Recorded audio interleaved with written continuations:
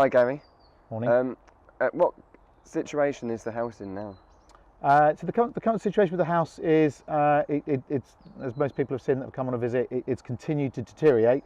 So the house, although we've stabilised it, so we put a lot of safety measures just to try and protect it from getting any worse. The house won't last forever. It's in a pretty precarious situation.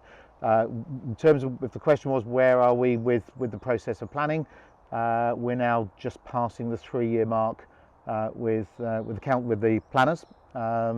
We've had the application in for now more than a year.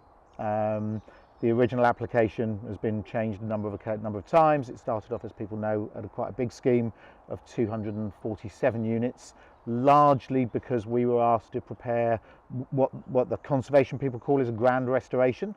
So that's an all singing, all dancing, conservation-led restoration. That was costed up at about £16 million.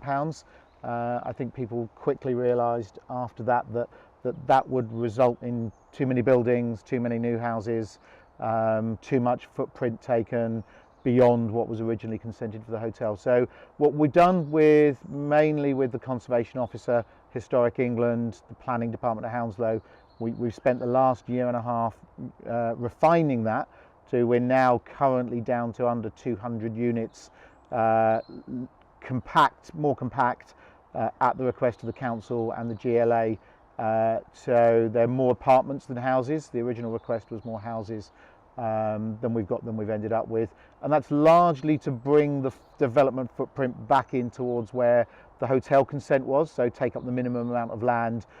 In the process of that, basically should yield or should give about 10 acres of regenerated, redeveloped amenity parkland, which all gets opened up.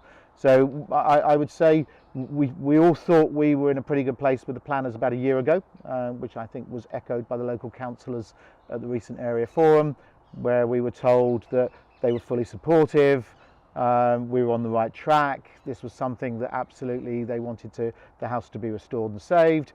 Now, clearly they've then turned 180 degrees on that in the last 3 or 4 months. For whatever reason, we're not quite sure, largely because we get a different reason every time we speak to them, so they're not very consistent.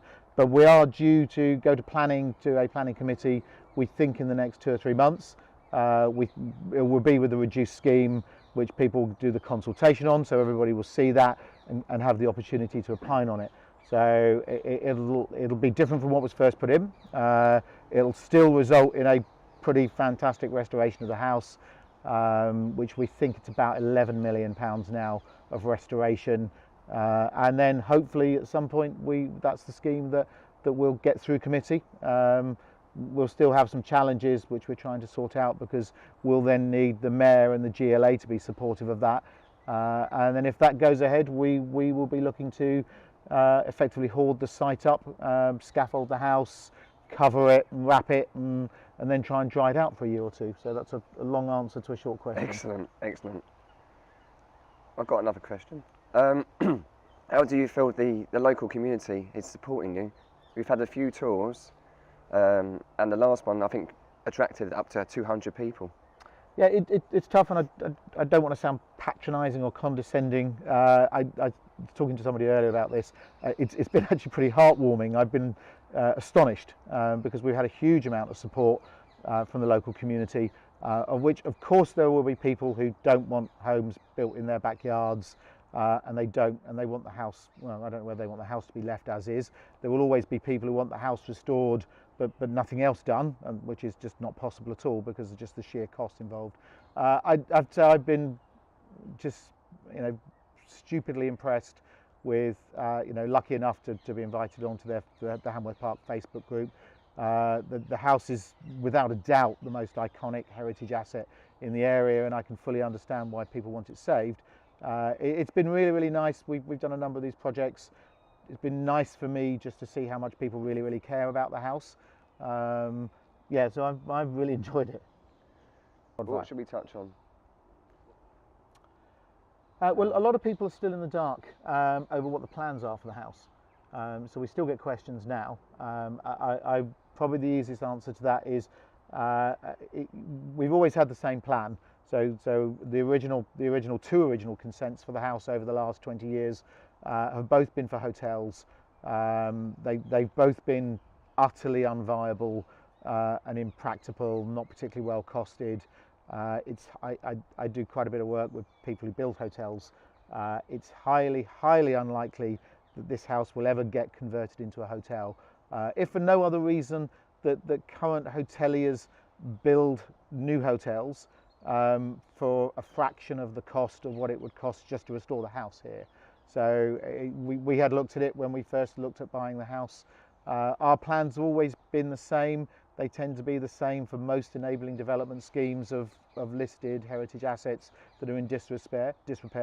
The only way to effectively finance the restoration costs is through housing. It's the most cost efficient. That's what we started off with. Actually, the council had proposed residential housing in 1993 after the old people's home closed. So we think housing is the only solution. Clearly what we've done is we've tried to find a balance between a large part of the house being available to the public, all of the parkland being available to the public. Ideally we'd like to see some kind of heritage museum, some heritage trails, a pop-up cafe. I think we've budgeted for about 10,000 square feet of community space, which will be available most of it all of the time. Probably the grand ballroom will be the only thing that will need to get booked, and some of the rooms that will be function rooms. The rest of it, people will be able to come and go. In the area that's currently fenced off is about 7 acres, so all of that will get opened back up and connected back into the park. So ours is, it's 13-14 apartments in the house. It's put the enabling housing in the best place on the site, which we think is the place, in the same place that actually the conservation officer feels it's best screened, and actually doesn't detract from the house. So we've always been housing, and I think that's actually the only solution that will save the house. Okay. Last but not least, should we go inside and show people who are watching it today what it looks like now? Yeah, we should definitely try and get as much footage so people can appreciate the condition it's in.